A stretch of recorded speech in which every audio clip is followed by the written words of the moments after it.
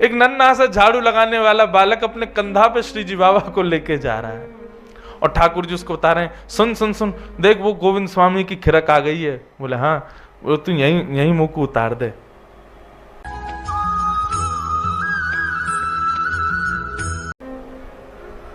तो झाड़ू लगाने वाला एक वैष्णव गोवर्धन में झाड़ू लगाता, दर्शन नहीं कर पाता था। दर्शनार्थी ऊपर से आते, उनसे पूछता था आज पगड़ी कैसी, आज माला कैसी, आज श्रृंगार कैसा। और जैसा वो बताते, नीचे रज में ठाकुर जी का वैसा मुखमंडल बनाता, वैसी पाग बनाता और वैसा ही माला आदि धरा के, और फिर रज में बनाई गई अपनी कलाकृति को श्री जी बाबा समझ के प्रणाम करता। बोले जय हो, आज ऐसे दिख रहे हो। एक दिन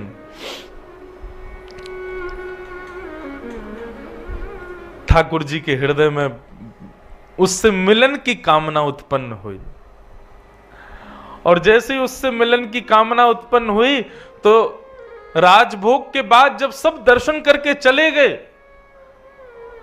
पूरा गोवर्धन खाली हो गया, सब लोग जाकर शयन चले गए। 1-2 बजे सब सो जाते हैं दोपहर में। उस समय भी वो झाड़ू लगाने वाला वहीं बैठा, रज में जैसी उसने आकृति बनाई थी ठाकुर जी की, उसी का दर्शन कर रहा था, चिंतन कर रहा था। आज ऐसा पिछौड़ा होगा, ऐसी पाग होगी, ऐसे कुंडल होंगे, ऐसी माला होंगी, और बस इसी प्रकार से चिंतन कर रहा था। तभी नेत्र खोल करके उसने ऊपर गिरिराज पर्वत पर जब मंदिर के पास देखा तो ठाकुर जी की मोतियों की माला चमक रही है, पिछोड़ा चमक रहा है, सिर का मुकुट चमक रहा है, और ठाकुर जी जैसे वो एक पांव से उछल के बालक खेल खेलते हैं ना, खाने खाने बना के एक पांव से कूदते हैं, क्या बोलते हैं आपके यहाँ? हमारे यहाँ उसको ती बोलते हैं। हाँ, सब जगह अलग अलग है। वो ऐसे डालो, फिर एक पांव से पकड़ो। कब से तो खेला ही नहीं, बचपन में खूब खेलते थे। हाँ, अब की बार लाल जी के उत्सव में एक दिन वो खेल भी खेलेंगे। हम लाल जी के उत्सव में सब करवाएंगे, लाल जी खूब प्रसन्न रहे। तो ऐसे श्रीनाथ जी अपनी एक टांग पे उछल रहे थे गिरिराज पर्वत पे, एक पांव पे उछल रहे, एक पांव ऊपर कर रखा, और पांव पकड़ के वो करे, अरे कोई अयो भैया, मेरे कांटों लग गए हो, मुझ को बहुत पीड़ा है रही है, नहीं जल्दी आओ।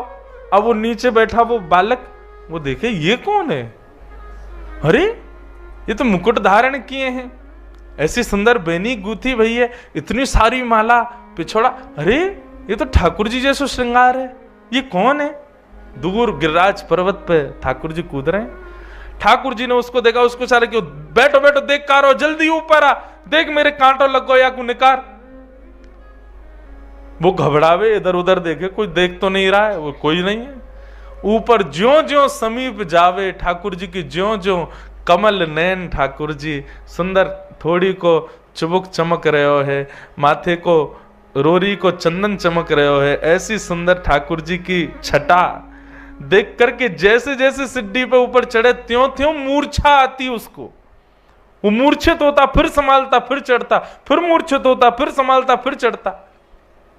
ठाकुर जी के अति समीप पहुंच गया, वही मूर्छित हो गया। ठाकुर जी ने सिर पर हाथ फेरा, होश में आया, बोले लाल जी आप ही हो।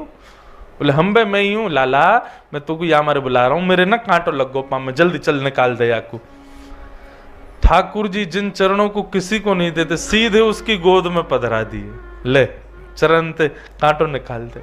उसके हाथ कांप रहे, मुख कांप रहा है, वो समझ नहीं पा रहा मैं क्या करूं, कहां ठाकुर जी कांटे लगे। ठाकुर जी बोले पामन के तलवा को ऐसे हाथ से मल के देख, वहां मिलेगा। ठाकुर जी के श्री चरण कमलों के तलवे, जहां पे वज्रांग कुशध्वज सरोरुहलांचनाड्यम उत्तुंग रक्त विलसन्नख चक्रवाल, देवता आदि कहते हैं जिसका स्पर्श किसी को प्राप्त नहीं होता, वो उस झाड़ू लगाने के वाले की गोद में दे दिया। बोले ले धूड़िए भैया, कांटो कहां है। वो देख रहा है, तभी उसको मिला। बोले हाँ जय जय मिल गए वो कांटो। बोले इसको निकाल दे। कोमल ठाकुर जी के चरण, बिल्कुल कमल जैसे चरण, निकाले, उंगली से निकाले नहीं, और भीतर चलो। अरे दारी के तने तो और भीतर घुसाए दियो, अब मुंह को और पीड़ा है रही है। बोलो ठाकुर जी कैसे निकालूं। बोले ऐसे ना निकलो, सुन तू पाम पकड़ के और अपने दांतन से निकार। बोला मेरे प्राण निकल जाएंगे नाथ, इतनी कृपा मत करो। बोले तू, तेरे प्राण ना निकलेंगे, मेरे निकल रहे हैं, जल्दी निकार। जबरदस्ती कृपा कर रहे हैं उसके ऊपर, और वो कोई कांटा लगा थोड़ी है, बस उस पर कृपा करनी है ठाकुर जी को। उसके मुख के पास अपने चरण दे दिए और वो अपने दांतों से ठाकुर जी के कांटे को निकाल रहा है। ठाकुर जी बोले चल, अब मुंह को लेके चल। बोले कहां चलना? बोले आज गोविंद दास अपनी खिरक में दाल बाटी बना रहा है, बाकी दाल बाटी खावे जाऊंगा मैं, चल ले चल मुंह को। अरे ठाकुर जी, ये सब गोविंद दास आदि अष्ट सखा, ये लोग बड़े अपरस में रहते हैं, शुद्धता पवित्रता का बड़ा ध्यान रखते हैं। आप मेरे से छुप गए हो, ये भी इनको पता चल गई तो मुझे मार देंगे महाराज जी। ठाकुर जी बोले तेरे संग मैं हूं ना, चिंता क्या करे, चल अपने कंधा पे बैठा ले। ठाकुर जी उसके कंधा पे बैठ गए और सिर पकड़ लिया और वो लेकर के जा रहा है। सोचो छवि कितनी सुंदर, एक नन्हा सा झाड़ू लगाने वाला बालक अपने कंधा पे श्री जी बाबा को लेके जा रहा है, और ठाकुर जी उसको बता रहे हैं सुन सुन सुन, देख वो गोविंद स्वामी की खिरक आ गई है। बोले हाँ। वो तू यहीं मुंह को उतार दे और तू यहीं छुप जा, मैं जा रहा हूं, और सुन यहीं रुक जाइयो, तेरे का जो बाटी मैं ले आऊंगा, तो भी भूख लगी होगी। ठाकुर जी उतर करके गए, गोविंद स्वामी कदम खंडी में जाकर के बैठे। गोविंदास बोले आ गए जय जय? बोले हाँ आ गो। अच्छा ये लीलाएं सबको नहीं पता होती थी अष्ट सखाओं के साथ। राजभोग के बाद ही ठाकुर जी लीला करते हैं बंधु। ये वृंदावन में जो लोग यूं सोचते हैं 12 बजे के बाद मंदिर बंद, ठाकुर जी सो रहे हैं, गलत सोच रहे हो आप। ये 12 बजे जो मंदिर बंद हुए और 4 बजे, यही तो लीला का समय है। ठाकुर जी इसी समय कृपा करने जाते हैं किसी पे, ये सोते थोड़ी है। ठाकुर जी गौचारण का समय, लीला का समय ठाकुर जी का। ठाकुर जी पहुंच गए। गोविंदास जल्दी भूख लगी है, मुंह को जल्दी खवा, बाटी खवा। और गोविंदास बाटी सेक करके चिमटा से उठा के ठाकुर जी के आगे पत्तल में धरे। सो ठाकुर जी न खामे न खा के सोई वाकू जेब में भर ले अपनी, बाकी काजे लेके जानी है, खड़ो बेचारो लेके आयो मुंह को। जहां 5 6 7 सामान्य बाटी खाने वाले लोग होते हैं, ठाकुर जी कम 15-20 तो खाते हैं। 56 भोग देखा ठाकुर जी, हमारे ने 100 से लाला, इतनो बड़ो, इतनो सो वाको पेट, और 56 भोग देखो कल कितनो, पूरी नाप भर गई महाराज। ठाकुर जी को पेट नहीं है, कुआ है, कितनों खवाए तो भरे ना है, खूब प्रेम से मामे। तो गोविंद दास ने पहले इतना आटा लगाया था कि उनको पता था कि लाल जी 20-25 बाटी तो खामेंगे, और वो भी तब जब राजभोग पाके आए हैं, राजभोग आरती हो गई है। पावे में तो बड़े निपुण है हमारे लाल जी। ठाकुर जी बोले अब गोविंदास पेट भर गो हमारा, तो अब हम जा रहे हैं मंदिर, अब जाके नेक देर सोमेंगे, फिर 4 बजे उत्थापन आरती होएगी। गोविंदास बोले जय जय, बड़ी कृपा। जैसे ही ठाकुर जी खड़े भये, सो ठाकुर जी की पीतांबरी इतनी फूल गई, बाटी बल रही जेब में। गोविंदास बोले जे का है रो ठाकुर जी ने रुकी हो? बोले कहा ये इतनी पीतांबरी ऐसी तुम्हारी कैसे फूल गई है?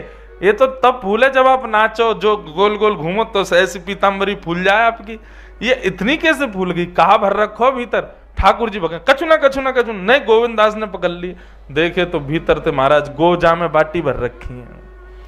ये जेब को ब्रजभाषा में कहें गोजा, गोजा में बाटी भर रखी है। गोविंदास बोले बाटी जेब में काहे धर रखी है, कौन के काजे ले जा रहे हो? ना कोई को नहीं।